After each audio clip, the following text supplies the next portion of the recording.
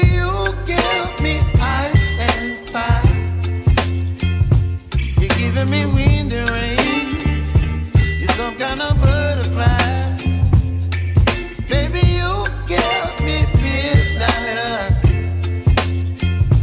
You whip up my appetite. Don't leave me here high and dry.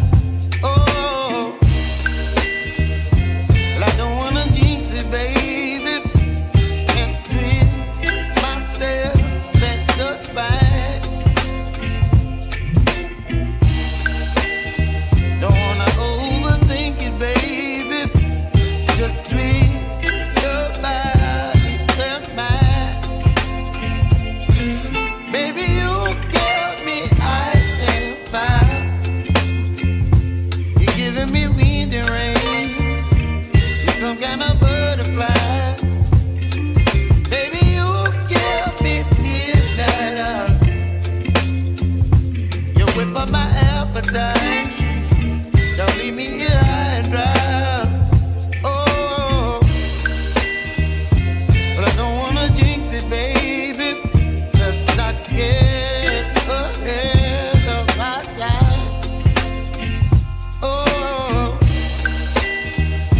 but I don't wanna miss you, baby. So I stand up and speak my mind. Oh, Dream, black pastel, super orange dream, black pastel, cypress without the yellow belly. You see the difference between that one and this one?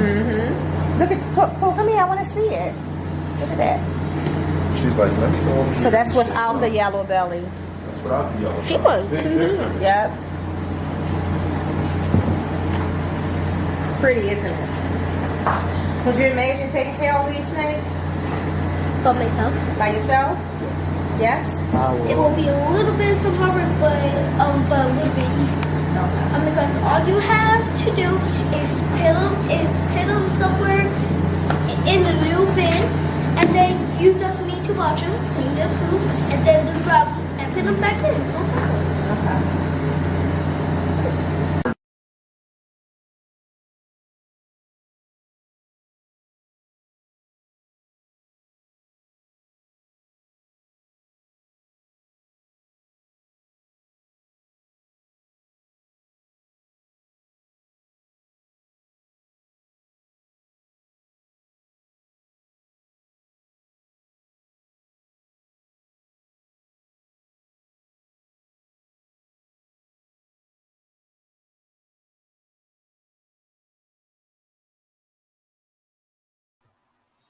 Two times for Dre.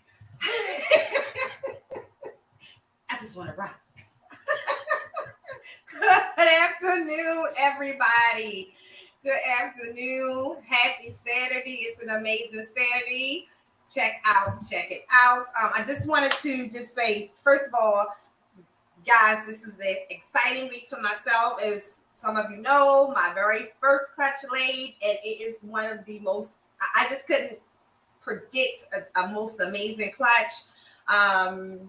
Even this morning, they are more advanced. They are being really good retakes right now, kind of like stacked on each other, and got to handle some of them a little bit more this morning because their little egg sac and everything was completely evaporated.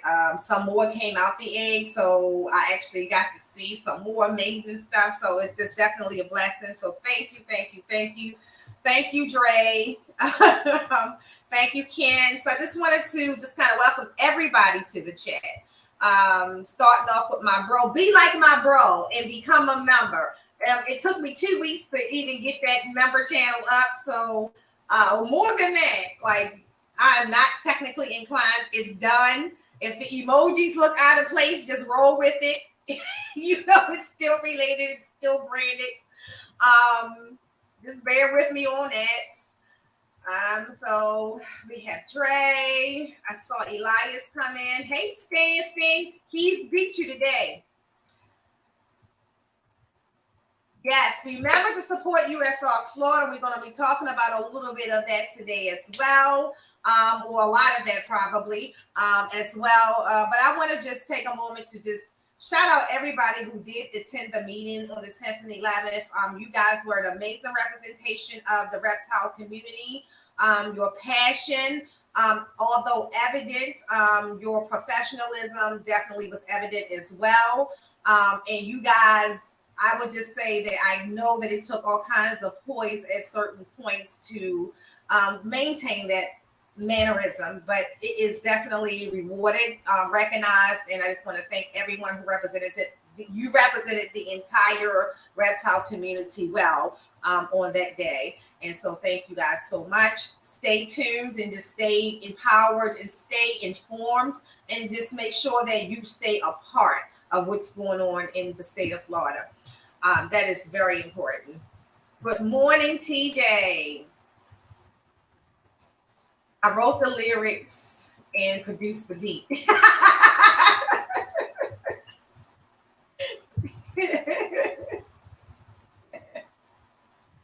Still singing too. He's a mess. Oh my God. No, he's not for real. He ain't for real. Exactly. All right, guys. So we're going to bring on our guests. And Elias, they are just fine. They are around here being little retics right now as we speak. Actually, most of them that you saw last night had already came out, or I already, saw them, and they just literally the light, I think, said, "Let me just come all the way out." Good morning or afternoon, Keisha. Oh, Keisha! Oh my goodness. Y'all know, Keisha, look, it's hard for me to maintain it. I did well. Hey, Luke. All right, guys. So we're going to bring on Emily right about now. Hey, Emily. Hey. How are you? I am great. Just got off work and ready to chat. Great. So, as I said to Emily, I want to start off, Emily. How did we get from geckos to tarantulas? Like, because I remember geckos, and then I get the logo. I'm like, wait a minute, what was the change? So it was like a bunch of little things. So initially, it's weird because me and Dre started about the same time with like Instagram. We officially came up, me and my mom, our espresso geckos. That's what we then under. We started breeding geckos. Like right around the beginning of the pandemic, we finally had the animals. We picked the logo. We did all that stuff. So we named it. We started it. We loved it. It got us into the shows and everything.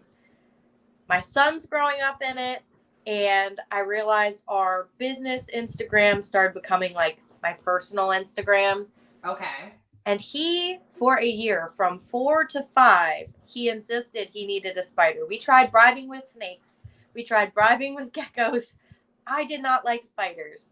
But since I tell everybody you got to give snakes a chance, they're not as scary as they seem.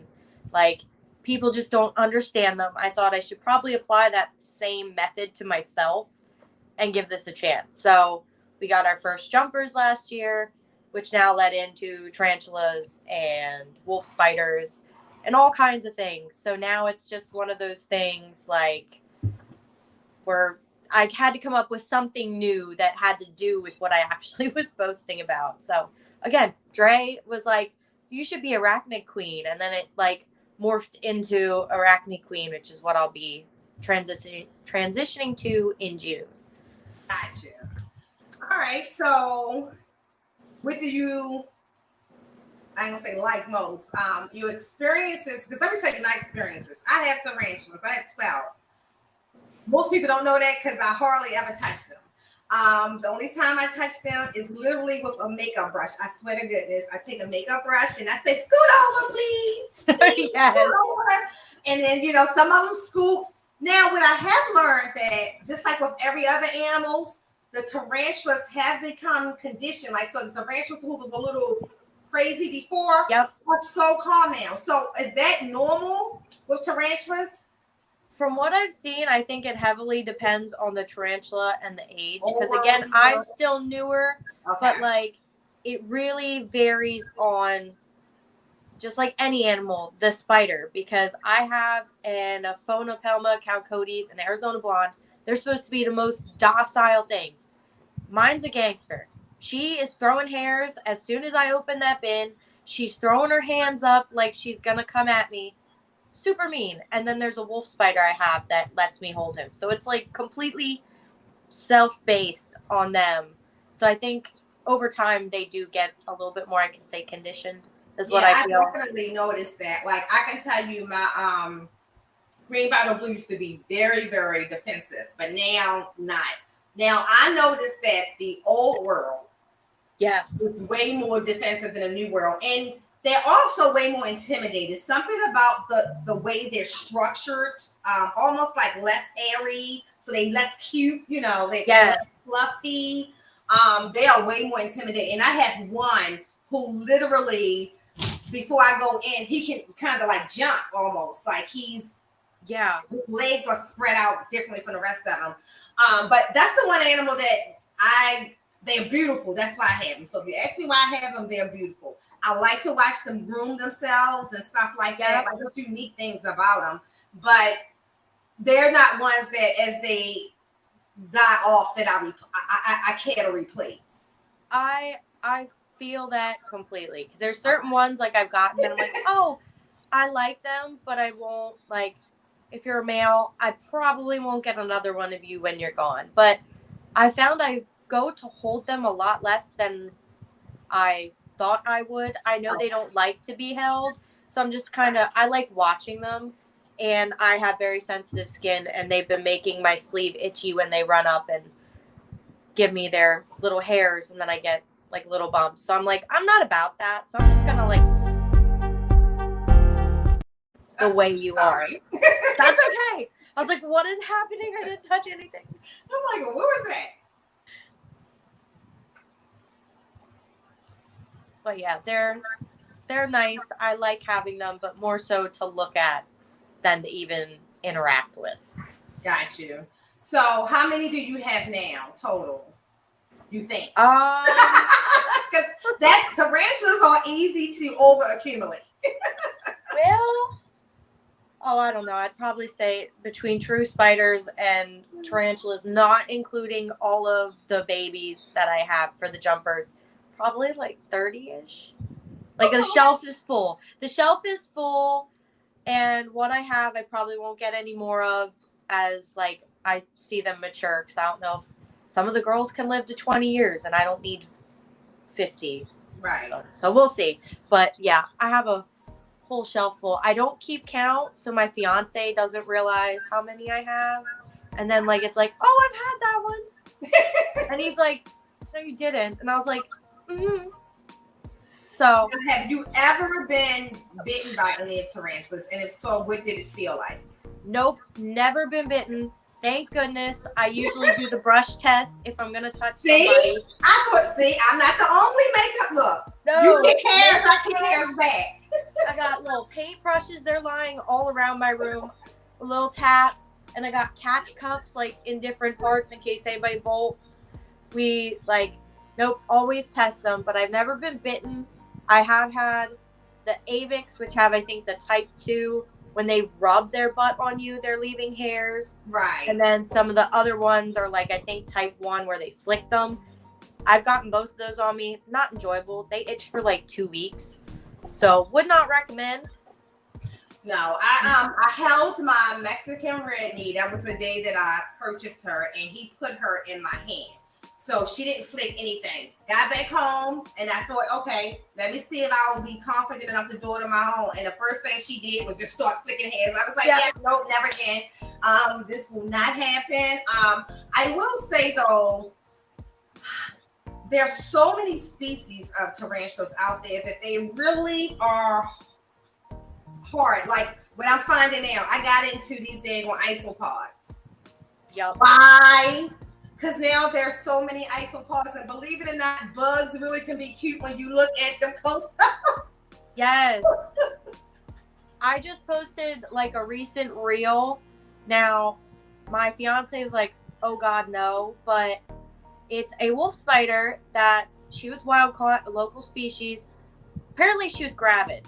She laid an egg sac, and I'm like, she's not gonna stay in the house. So when I took her outside, she'd have her children on her back, and I posted a video, and a lot of people think they're gross, but like, look at that mom carrying her like 100 children on her back, like just walking through the yard. So like, I think they're cute. Like, I added, not that you could see it, that one. I mean, I think that really they are beautiful, and that's a beautiful tattoo.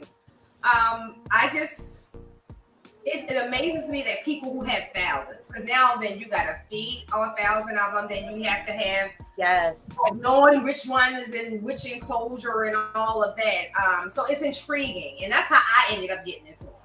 But let's talk about we want to talk a little bit about what occurred in U.S. South Florida. And like I said in the intro, yes, great representation. Actually, your boyfriend did speak, didn't he? Wasn't he there?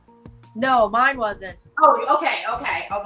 So I know there were a couple other gecko people and just other people in general. I saw a lot of people went down, and I'm so thankful. I was watching the post all day because I was at work, and just praying that it all went well. That's a good question, John. I'm going to say I think that most people probably fear spiders more than. I think I would agree with that too. Like, that's a good question.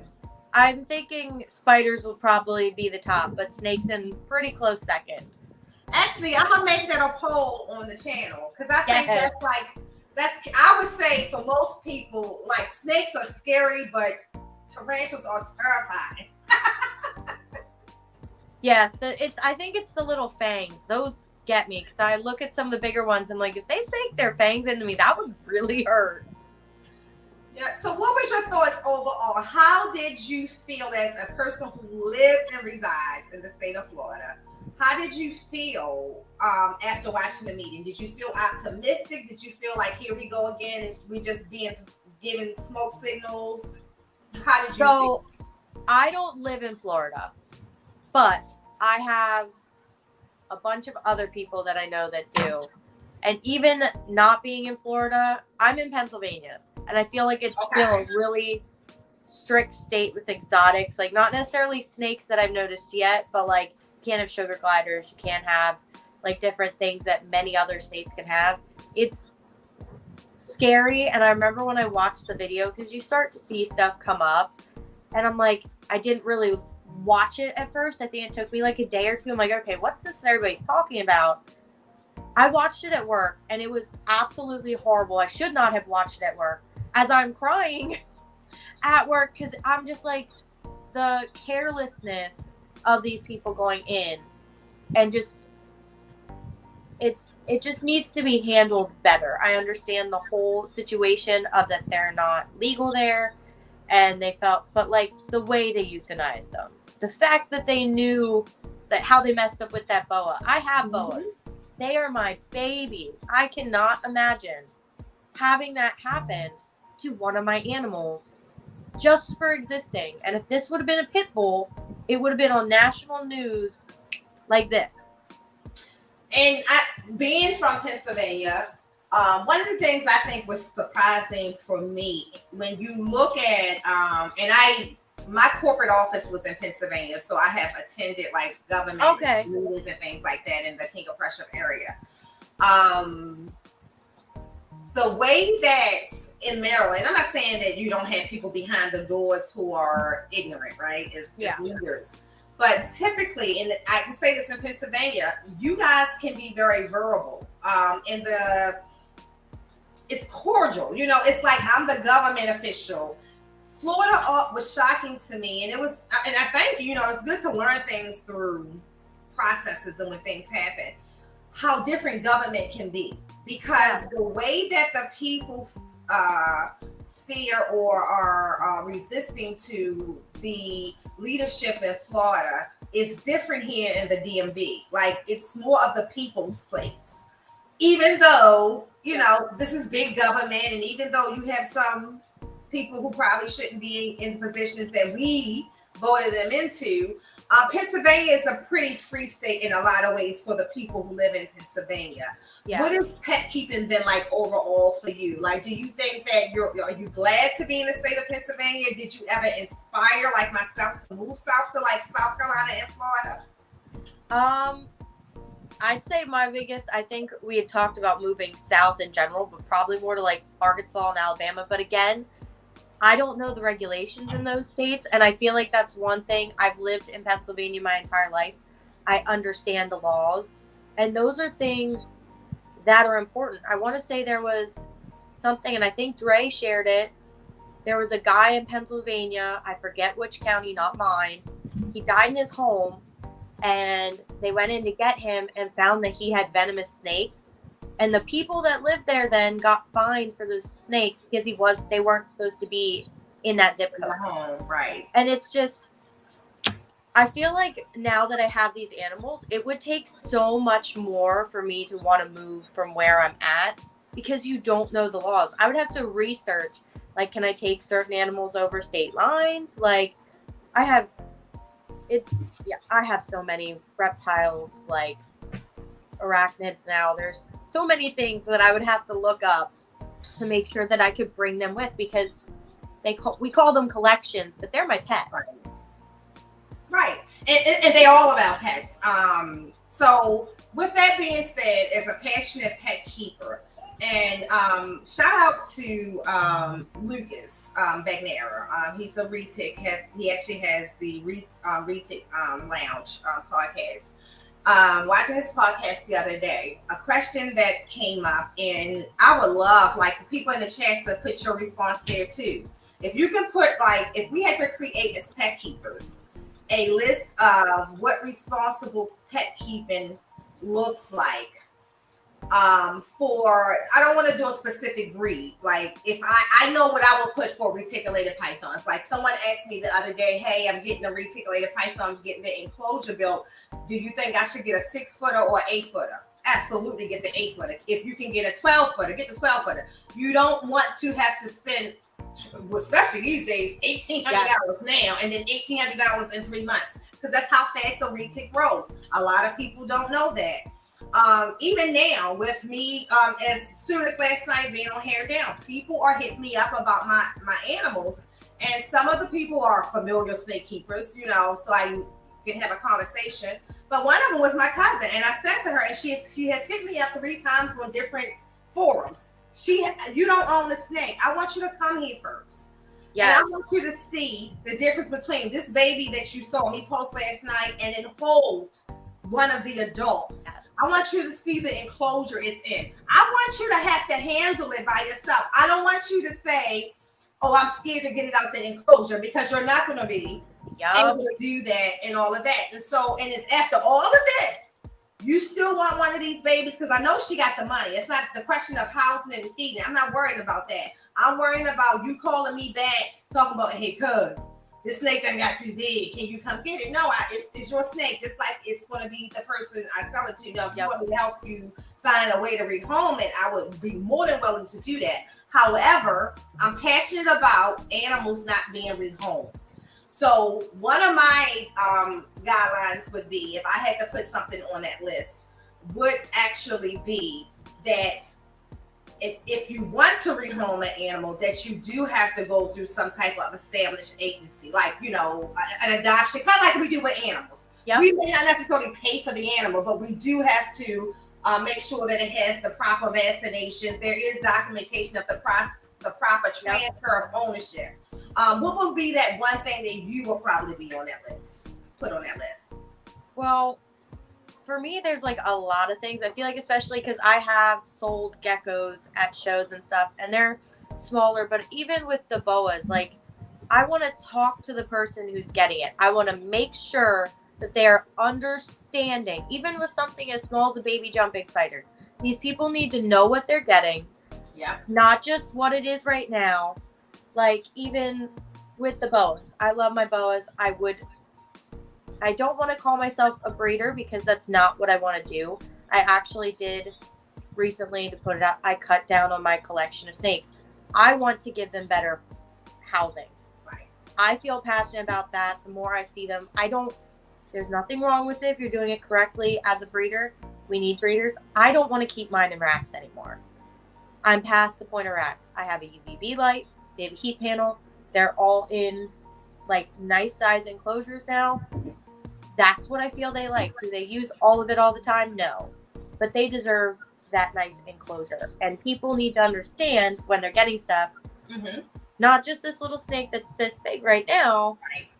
What are you going to get later? Because I'd like to breed my boa, but I don't know. We'll see. Because I don't like shipping, and I need to feel like I could sell them locally to people that I'd be like, okay, I trust you with my little grand snakes. Like, well, fortunately for you, being in Pennsylvania, and similarly for me, if I wanted to do shows, there's so many to actually do. And like, I mean, definitely with Maryland Reptile Farm. Shout out to Maryland Reptile Farm. They have a show literally every week somewhere between DC, Virginia, Maryland, and PA. And so that gives you options, and the fact that you don't have a lot of restrictions in that sense. Yeah, because we have Oaks, we have Hamburg. I haven't done Oaks yet, but Oaks is actually today. Yeah. Hamburg has a long wait list, but I actually have the Mid-Atlantic in Lebanon next Saturday, so I'll be there. If anybody wants to come out and see us, look at what we got. We'll be set up there under Espresso Geckos, since that's what we've end under. But there are a lot of shows, whereas there's other states, a few people I know in like southern states. There's like one in the state, like every once in a blue moon. And I'm like, I can't imagine that. I was raised with like shows monthly. There's at least one. Exactly. What are your thoughts on Hamburg now? I used to would never miss a Hamburg, and I would say for the last 2 years, I'm like, it's funny you ask, because like I won't talk bad about like any show, but like it's really crowded and it gets hot, and just like any show, I feel like it's a hit or a miss as to what could be there. I think it's more like it's a little bit of a drive for me, and it's a lot of the same people because the wait list is so long. right. I'm like, I've been there a bunch of times. I know who comes. We'll just, I want to start making the trip to Oaks more, because Oaks is like an hour and a half from me. But like, we went there for the first time in January, and it was like breeders I'd never seen before, and I was like, okay. And it's so much more open. Oaks is just so much more space. So my first time going to Oaks was like a year and a half ago. And I came back and I told everybody, Oaks is, to me, is way better than Hamburg. You still got venomous there for the people who like venomous. But I do think that even with having venomous, the ball python table is not right next to a venomous table. And then there's just so much space in the aisles. I think they have some of the best enclosures. Like, I think because of the space, people bring bigger enclosures and things like that as well. I saw more boas there than I had ever seen at a show. I saw the most boas there, and I was like, finally, some like representation to the snakes like I want to shop for. Right. So it was nice to see them, and even more arachnids, because you don't see that many arachnids like locally. It's just, you'll find what shows carry what you want. And I'm less for geckos, more for snakes. Yes. You know, I cannot think of, and I should remember him because he's who I got my gecko from, but he's at the Maryland Reptile. He's normally actually the same place. You're going through Havre de Grace. He's the first gecko table on the right-hand side. I was telling him that when we bought that gecko, my son wanted it. I had no desire for a small lizard. And he got, wait a minute, Dre, I'm going to tell him about your experience. He got that gecko, and I fell in love with it. And I told Michael, I said, I might see getting another one. I mean, she's really, really, really beautiful. Her eyes, as she got older, got more and more beautiful. But I'm going to tell you real fast, laugh at Dre, because I told Dre so we were still in the bro group at the time, and he's listened to all the hype of people who don't go anywhere else other than Hamburg. They have not seen another show anywhere in the States. And they were telling him, you got to come to Hamburg, this Hamburg. I told him, I said, Dre, you driving 6 hours to come to Hamburg? I said, okay. So he said, I just want to check it out. I'll come do some footage, blah, blah, blah. He was so mad. He was so salty. In fact, I don't even think he was there a whole 2 hours. Like, it was literally, Dre going to death with his reporting. I said, I told you don't come all the way up here. He was like, You're going to get your camera knocked out of your hand. You're not even going to get any footage. You can't get to the tables. And then he kept saying, at least if the hotel was around something else, like I can at least go hang out and go. Yeah, no, because it's also like, it's like Hamburg's near Cabela's. Like, that's like what we got. He was so mad. What, Dre? No, I didn't tell you not to drive 6 hours to Hamburg, Dre. We can go back to that in your DMs.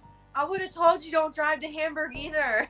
Don't. Told him. Not 6 hours. Not 6 hours, right? Like, I even questioned driving 2 hours. I was so scared to be black and PA that day. So look, let me be honest. In Dre's defense, I kept saying, stop saying that. So then, Emily, we go to a Cracker Barrel. Now, I go to Cracker Barrels. I've been to Cracker Barrels in the South. I don't have no issues with Cracker Barrels. Dre looked at me and he said, we don't belong here. So then we go in, and then this is a real story. We go in, and then it's about 20 of us, and you can see the girl talk to somebody in the back, and she turned around and said, it's going to be like something crazy, like a 4-hour wait. And Dre was like, yep, LQ, let's go. Now, Dre comes out, and he said, she didn't want y'all in. She didn't want us here. We weren't going to be here anyway. Why? Just a month or so later, it was this thing going around on TikTok where that was real. They had a code word to yell to the back. I called Dre. You was right. That's terrible. We're not in that, I swear. I am the person, like, don't play the race card. Like, I don't want to hear it. I swear to God, Elias. I swear to God, Dre said it that day. Dre said she gave a code word, and we wasn't. Now, mind you, our party was a mixed party. It was one girl who was actually. Now, this is the funniest part. Wait a minute, Emily. This is the funniest part. The girl that's with us, her mother is white and she's black, and she turns to me and say, "Nicole, Dre's right." And I'm like, "What?" She said, "My mama always say don't come here."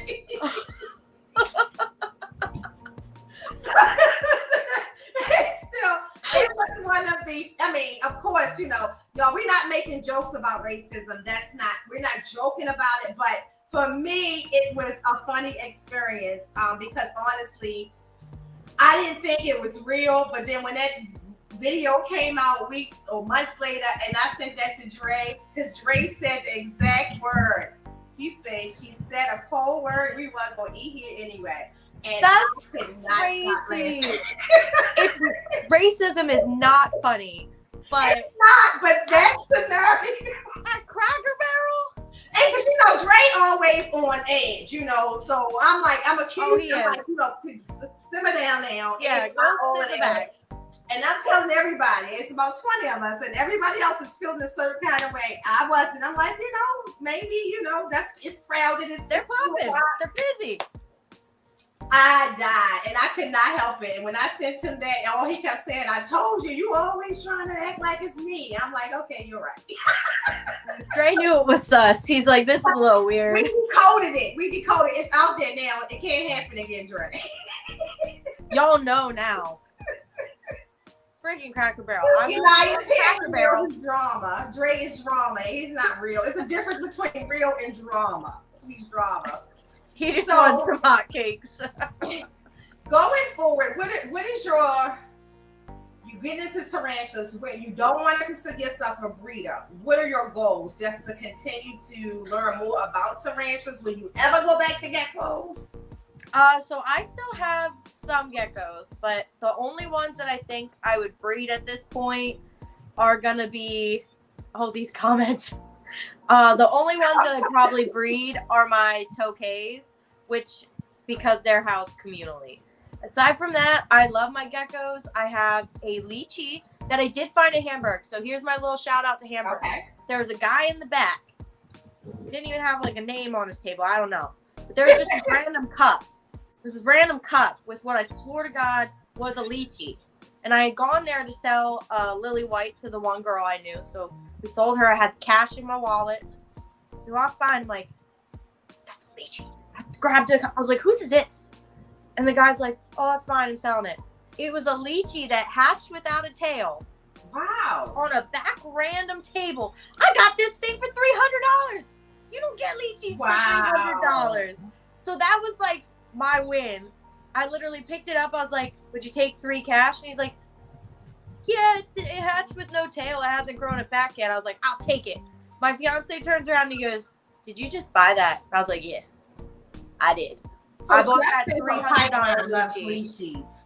Because there was nothing under like $1,200 there for a lychee. Like, it's all so expensive. Well, let me tell you, I saw it was a black knight gecko. The leopard geckos. Black knight.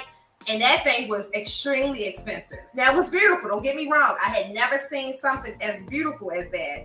Yeah. But it was extremely, extremely beautiful. Now, toe cage, you said that. Now, how do you handle them a lot? Because they seem very defensive.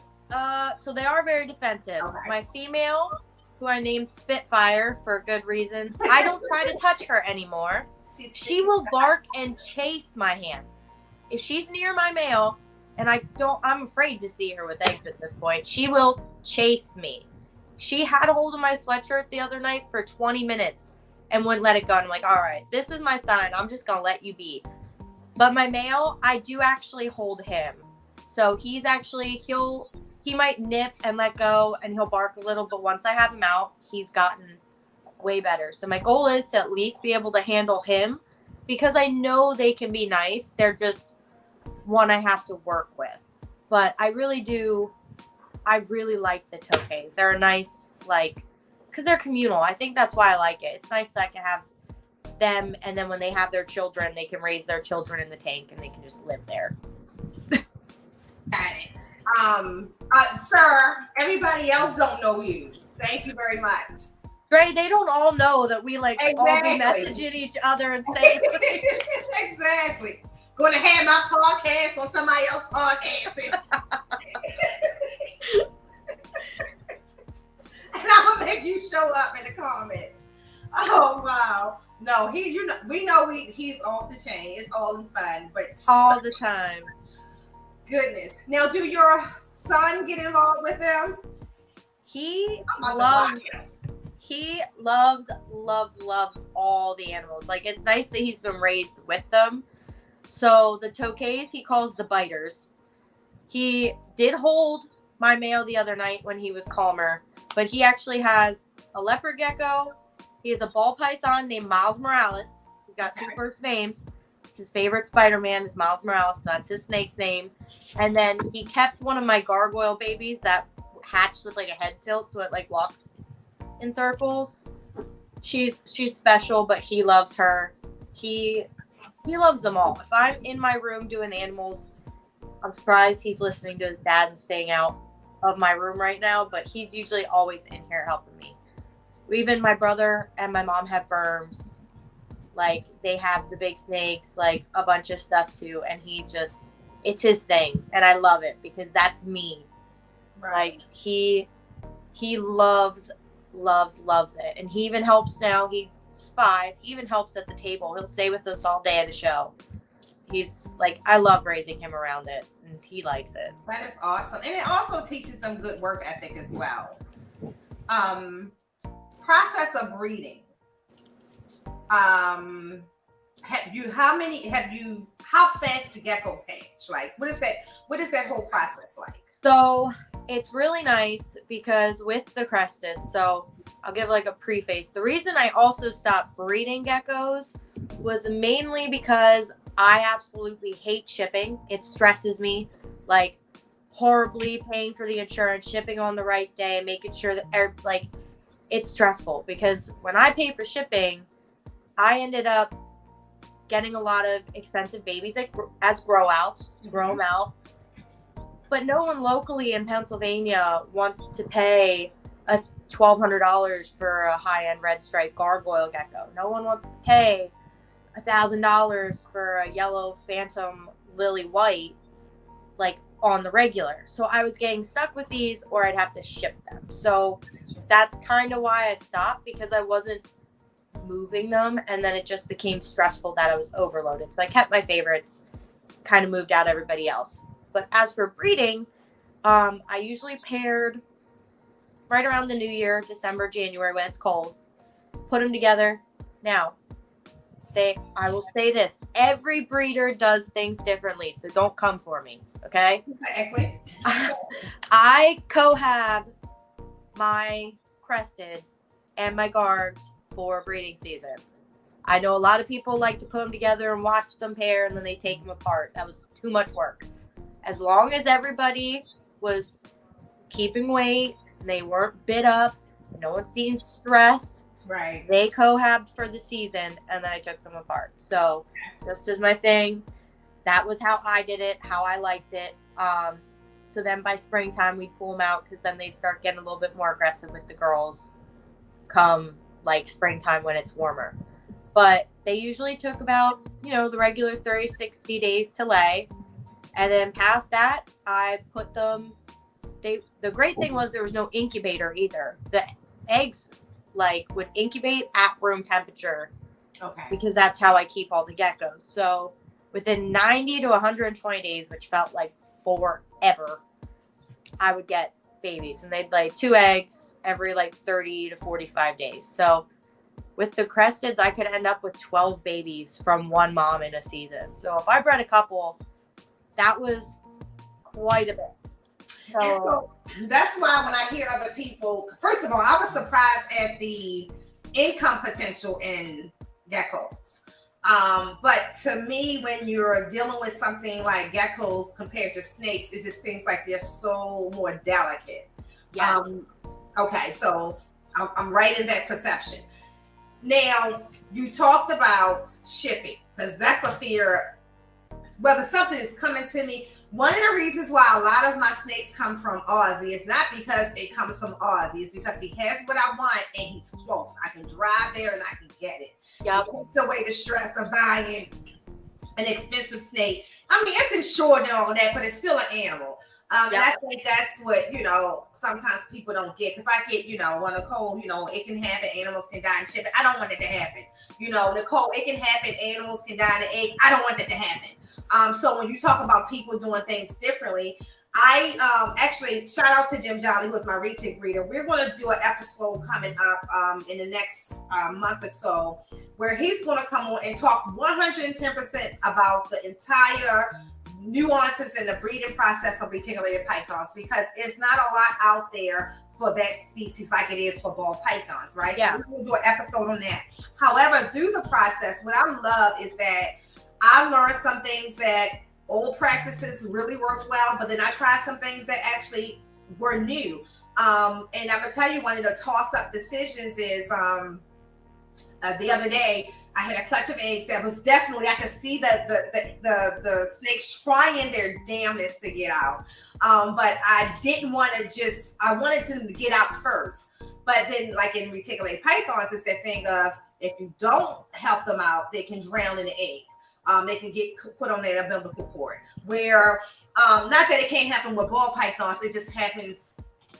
If it's going to happen, it's typically going to happen with ball pythons. So I had called 3 different breeders to get different opinions as to what I should do, and all 3 of them says let at least one of them pick, because that way you feel more conscious about cutting the rest of them. But by that time, at least out of the 10 or out of the 11, at least 8 of them already had started making their own slashes. They just couldn't make it all the way through. But the experience of, you have to make those decisions for yourself. Yes. At the end of the day, if I cut one of those, of course, all of those breeders gave me their advice, but the final decision had to be mine. Because let's say if I didn't cut it and I went with that decision and they died in the egg, then I'm going to wish I had did this. If I did cut them and I cut them too soon and they was not ready to come out the egg or ready not to be exposed, then that still has to be on me, that final decision. And I think that what you're saying, and I bring this up, guys, because I want to say that As a new breeder, I have gotten a slew of information from so many different people, whether it's on ball python breeding or whether reticulated python breeding. What you have to do is pick what sounds like you're more comfortable with trying and stick with it and go behind it. Because I will say that so far, I can see where some of the one advice may have worked and the other one may have worked. And then there's another one, I honestly feel that if your eggs look dry, something like that, and you see the animals trying to get out, you might want to cut those. They might be trying to get out for their own safety. Like, it's no longer safe in here. I mean, it's my same thought process on human life. Sometimes I think certain things happen because the baby doesn't feel safe anymore. So I'm coming prematurely. I know you're not ready, but I'm coming because I got to get out of here because the placenta is calcifying. So I think it's the same process.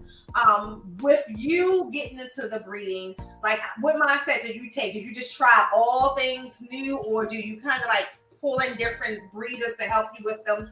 I think initially, so I want to eventually breed my T positive, like Nicaraguans. Those are probably my favorite colored, like morph of boa. So I haven't gotten there yet. We're growing them out.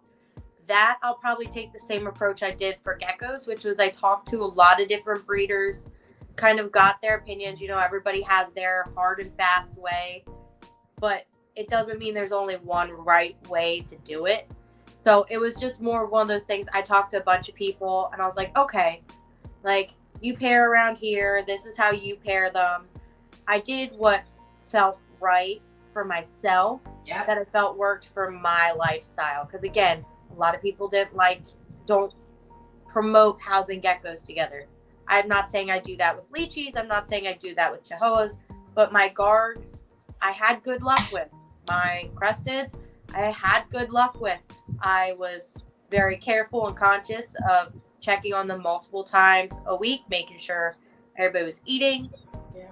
So it was talking to experienced breeders that I trusted, that I had bought geckos from, taking all of everything I learned and kind of just finding what worked for me. And same even with the jumping spiders. You gotta find what works for you that you can handle doing. I can't stand right, Emily. I agree, and I'm gonna use reticulated pythons again. I mean, I reticulated boa constrictors. Chris from BNS made a good point. He was on a holdback wreck one day, and the question was about how people say you're not supposed to house boas. And I'm gonna start with saying reticulated pythons. If y'all think that they don't like to be together, watch videos of mine when they come out their enclosure and find each other, and they all go travel together, or come see one come out of their enclosure and go in the other's enclosure. Like, they want to be with each other.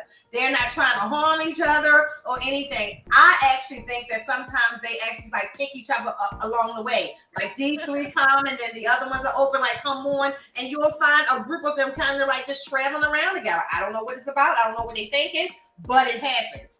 But Chris had made the comment that everybody say that boa constrictors are not supposed to cohabitate. But when you're breeding them, they're in there with each other for weeks. Yeah.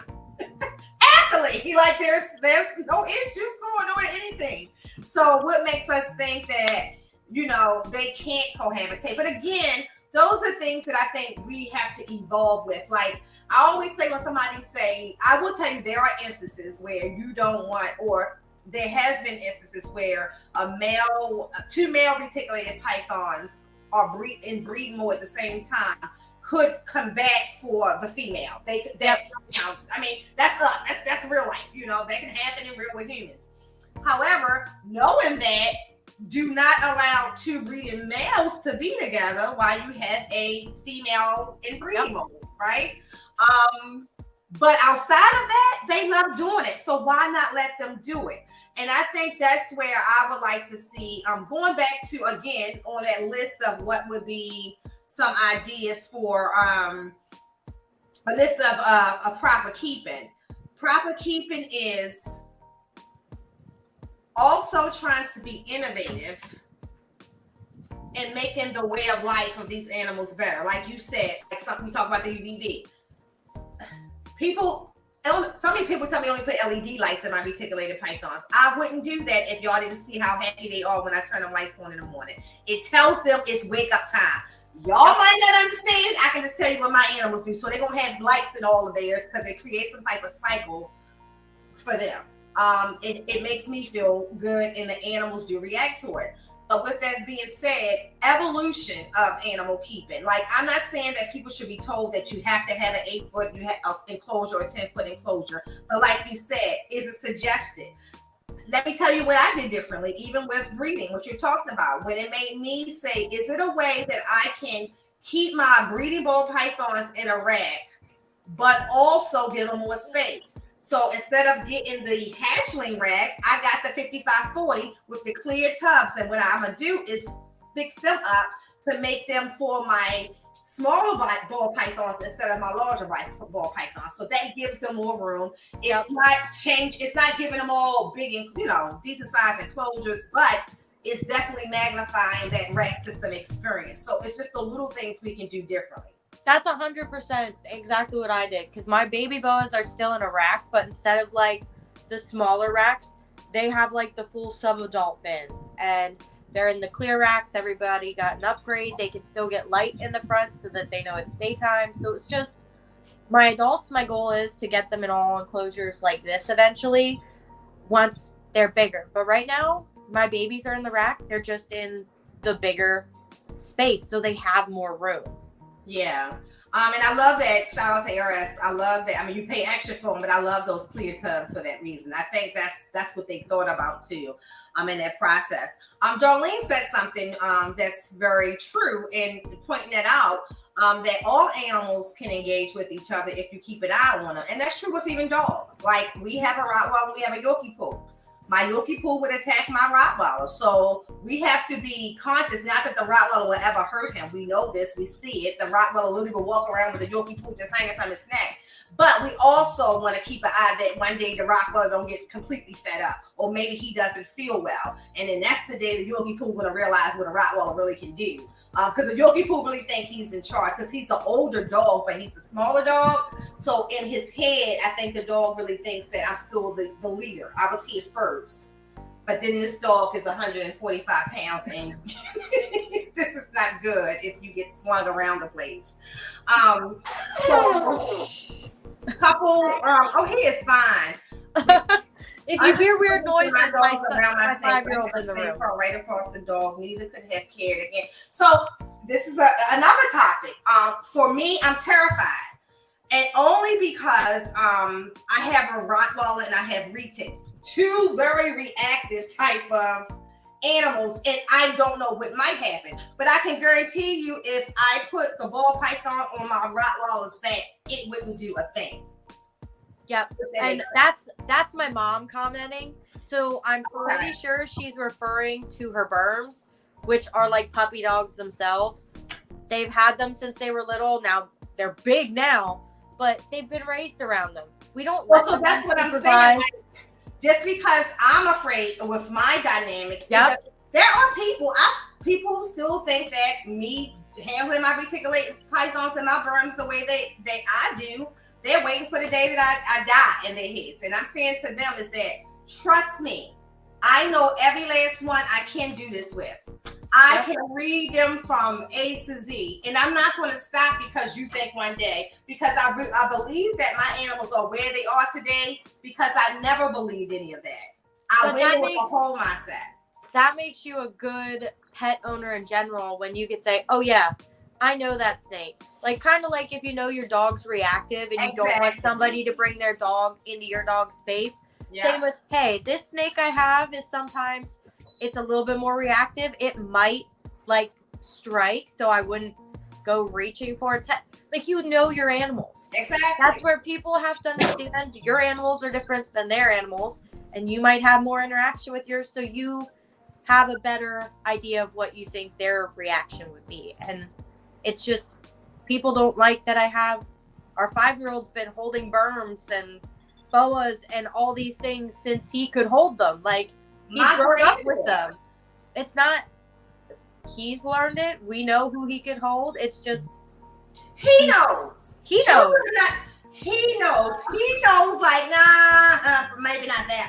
They know. And so one of the things that I do with my granddaughter, I don't ever tell, the only one I tell her no with is the green tree python. And that's because I just got over, my ability to handle him without feeling the fear of being bit. And it's nothing to do with the snake. I just know that them teeth are going to hurt. And I don't want to put that on her.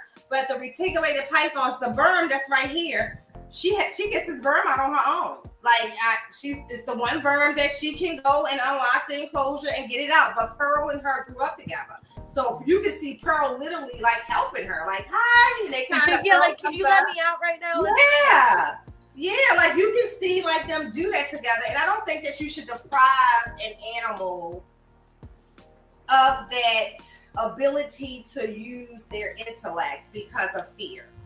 Yep. I just don't. And I don't think that what Elias says earlier, and I think Dre did too, that other people should parade the projection of their fears on others. Yeah. Gary and I had a real good dialogue about that. And we were saying that like Gary's vision is that whenever he does something publicly, although he can handle his snakes behind the scenes the way that I do, he try to make sure, because he don't know who's watching, to use the hook to show them the right way. My theory is that I want you to know that, yes, because of the relationship I have with these animals, this is why I can do what I can do. But you can also have this relationship too, but you have to be willing. Like I said to my husband, I want something built that says mindset, skill set, and will set. Those three things are the things that I feel that you have to change. Like if you had an alligator, I have to have the mindset to want to learn that alligator. Then I have to learn the skill set to engage with that alligator and have the will set to keep doing it over and over again to keep the animal acclimated to it. And if you skip one or the other, you may not have the same experiences that you and I have with our animals. Dre said, just because you can't handle your snake a certain doesn't mean it's true for everyone. Definitely, that's facts. I mean, Dre. Let's talk about us. Dre used to try to encourage me for the longest time to hold my green tree python without a glove, and this is how it started. Emily, fool, get out my face. I will be holding them with these two gloves. Then it went to one glove. This is the real process. The one glove. Then it went to plastic gloves, and then it went to no gloves. But that was my process. Yep. But I could see Dre taking his out on the perch and. But Dre will also say, because I used to mess with him all the time, because you can tell when a green tree is also very hungry, and I'd be like, well, go in there and get him now. He's like, no, not today, I'm not. So not today. No, with that same snake, that today is not today. So teaching that, like people can watch this platform and see and learn that this is when he actually engages with the snake, but this is the time that maybe we should. Same thing with reticulated pythons. Do not bother them after they eat. They die. They die after they eat, and then they come back to life after they digest. Yeah, my snakes, you can't touch them for like 2 to 3 days. They're like non-existent little like logs in their cage. You have to just let them go. And if they're really hungry, if I have people, they're like, "Oh, I want to see your snakes." I'm like, "No, not today." It's like it's like feeding day tomorrow, and they're all out in the front. They're like, "But they look like they want out." I'm like, "No, they want fed." Right. They know, they're like, "Mom, defrost the rats. Like, it's time." Like, so your animal. Like, that's one thing. Even for instance, I like Nicaraguan boas. I love locality boas. I have a Sonoran, and then the rest are all Nicks. But I think that's why I like the Oak Show, because there were more like boa breeders I got to meet. Because the few smaller local ones I went to, there were so many breeders that were just talking crap on Nicaraguans and locality boas, and like Nicks are nasty. You don't want a Nick. They're just mean. They're aggressive. They're real defensive. Like, I've never met a nice Nick, and I'm like, well, apparently you've never met mine. Because mine are nice, but I work with mine. There have been a few that I had rehomed because one, I didn't want to do the breeding, and by weaning down, I figured out who I liked for myself personality-wise that I wanted more as a pet. I would prefer one that didn't try to eat me every time I got him out. So right, I had like 2 really, really defensive ones, but like 1, 2, like I had like 6, so 2 out of 6 were bitey. Like, and that could be anything. Doesn't mean it's because it's a Nicaraguan that's nasty. Exactly. I totally agree. And I think you can take that mindset with any animal, regardless what it is. Like I make a joke about a lot of animals that just seem impossible, like a Komodo dragon. But somewhere in the world, there's someone who is dealing with a Komodo dragon as a pet. I've seen it. Lions, tigers, all those things. And you have to, at some point, come to a place where you have to set the fear aside, because I think that's the only way that you get to be or get to engage with an animal that way. If you do that, you have to be free of it. Exactly. I don't know what language it is. I'm not even go back and look. Hey, KT. So in closing, what would be over the next couple years? Let's say the first thing would be, what is the most important thing that you hope improves in the reptile hobby? This has to do with reptiles, but honestly, I wish, this is a big broad dream of just maybe people wouldn't be so more so the keepers even than the reptiles. Not everybody be so close-minded.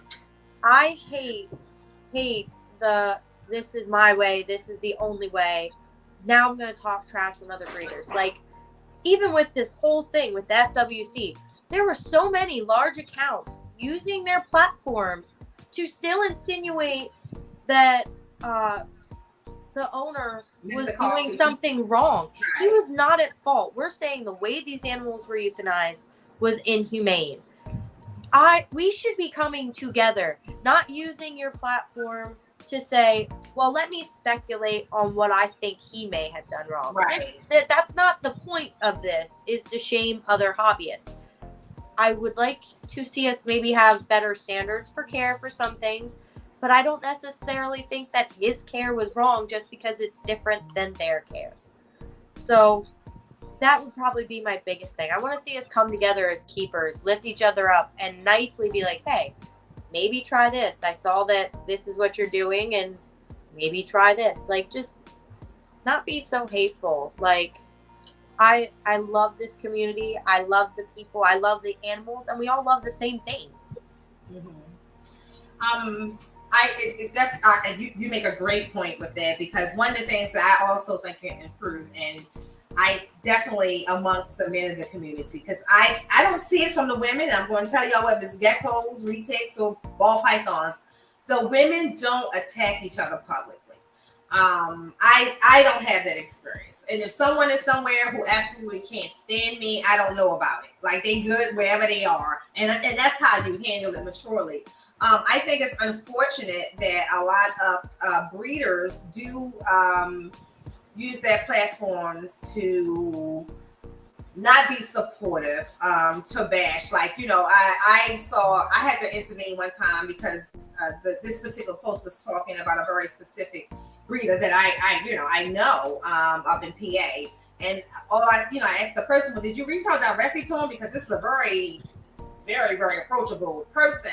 And I knew you didn't. So I sent the message to that person so they can reach out to that person, and then created that dialogue. So you can take this nonsense off of Facebook, because this is not factual information. You haven't even talked to this person to even determine if this information is true. So I think one of the things is that we dealing with animals. There's no reason to be toxic. Like, I don't understand the posts that shows up that are not reptile related in some way, shape, or form. Well, like Dre just said, there's some things that should be addressed. You know what I mean? Like, people should be able to use their platforms to address some things. Because to me, not everything is drama. Some things just need to be talked about. But how you go about and how you approach it, and definitely if you're reaching out to the individual that you're upset with first. Like, I have to give a much respect to another podcaster. I can at least say,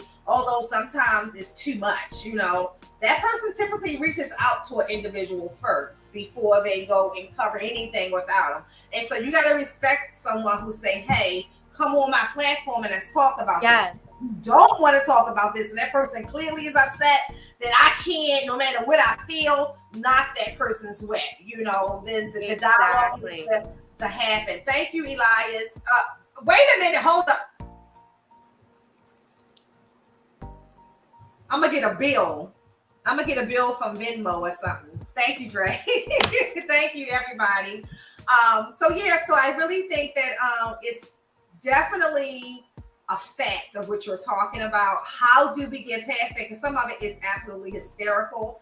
I don't know. Like, it seems like since social media is here, it gets more toxic. What I want to do and what I like to do is like to see and follow the platforms who try to download the toxicity out there. But I also can say that at some point I have to keep the reality of it is that we all have different type of shows, and some shows they're great at talking about certain subjects that's buzzing around in the reptile hobby and that needs to be addressed. I just think that how you do it has to be as tactful as the live show itself, if that makes sense. Bring it up in your story, talk about the issues that we talked about, but maybe don't embellish what you think happened. Because if you have 30,000 followers and you're saying untrue facts, these people are going to truly think that person was doing something wrong, when it's just this person saying, well, I think from what I heard, maybe, and then I'm going, I read something else, your facts aren't even there. So it just, I want to see more positivity from accounts like yours, Dre. I want to see the animals. I want to talk about the issues, but let's do it in a healthy way that's actually helping the community and not dividing us further. Or doing something about the issues, you know, like, again, you know, shout out to the holdback rag. Everybody can do something. Just covering the FWC. Now, I couldn't watch the holdback rag and watch it live too, but I like them. So I like to jump in and get their hear their feedback and stuff like that. But they covered that the entire day. The commitment to do that, to bring the information to the people, not secondhand. This is like firsthand, because some people otherwise wouldn't have seen it because they didn't know where to get the link. We have not been a part of some of the groups that was sharing it and things like that. So just taking that energy for good. Now, I will say, after April 6th, we all should be coming together. And I can say that I'm seeing it. I'm seeing a lot of people who may have been at odds at one point come together for better good. Like, shout out to Derek's Reptiles. Derek Reptiles literally was, it was a page I follow, a YouTube that I followed for a long time, but then a couple years ago or a year or so ago, something occurred where I couldn't talk to him about it. I think that it was a little cockiness involved or whatever. However, a year later, very humbly, you know, you can see him go back and kind of like just resolve all of those relationships. And that takes a lot, you know, because a lot has been said and done in between time. But when someone extends that type of olive branch and you're not willing to just put all of that, whatever aside, then you're just not a good person.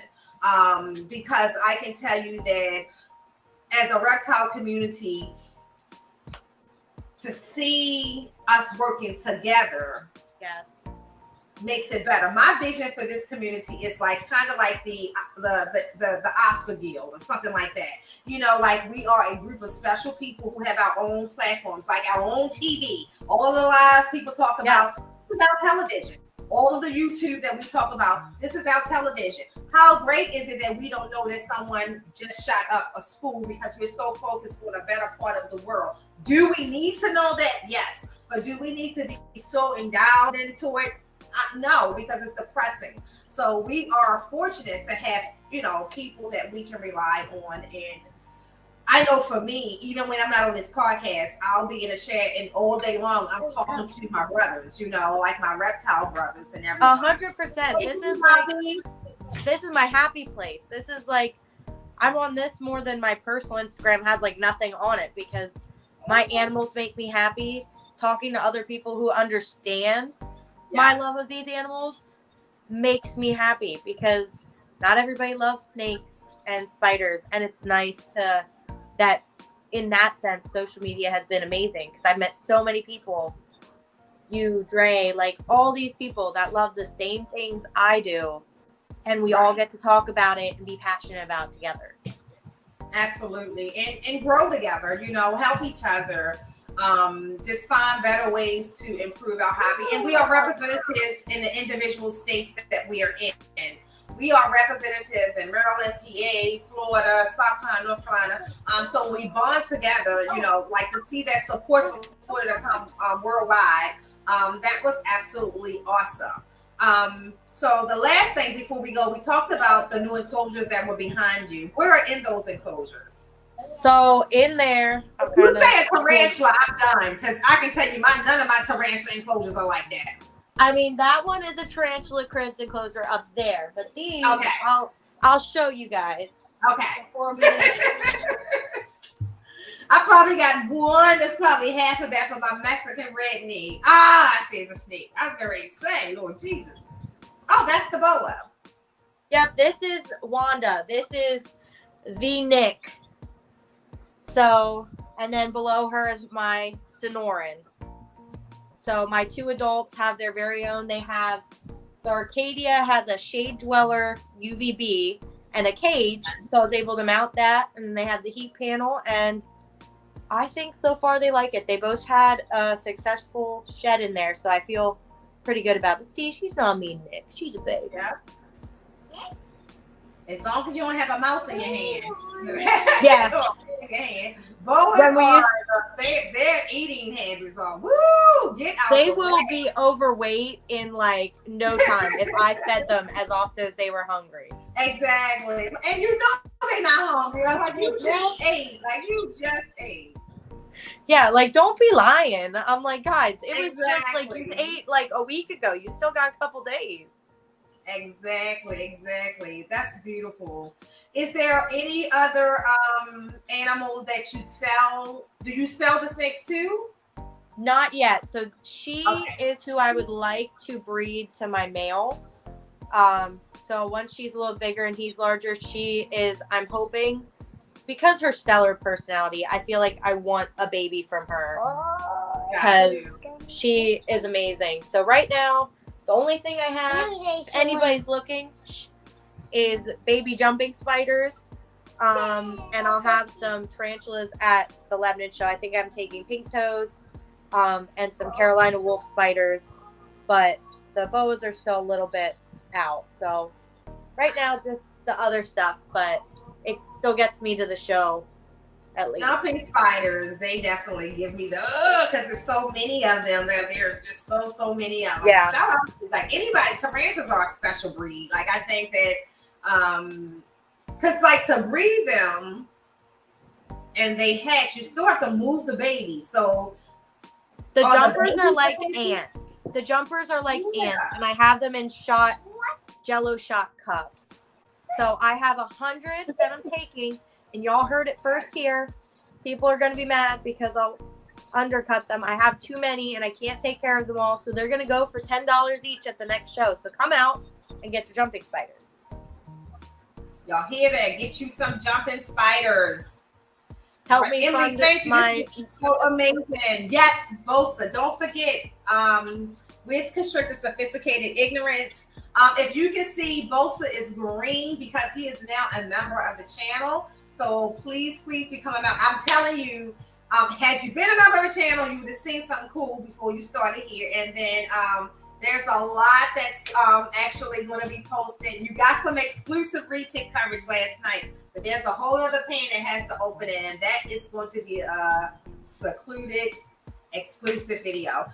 So thank you all. Follow Emily. Emily, can you give them your information for clarified for Instagram? Yeah. Thank you. So for right now, if you're looking to follow me right now, it is at Espresso Geckos, since we're coffee addicts in my family. However, if you're watching this after June 1st, you can find me, geez, Wanda, at arachne.queen is what I will be after June 1st. And it's not going to be less boas. It's not going to be less geckos. But since I post a lot of spider content, I want something. She almost spilled my drink. Good Lord. She just sideswiped him like Wanda.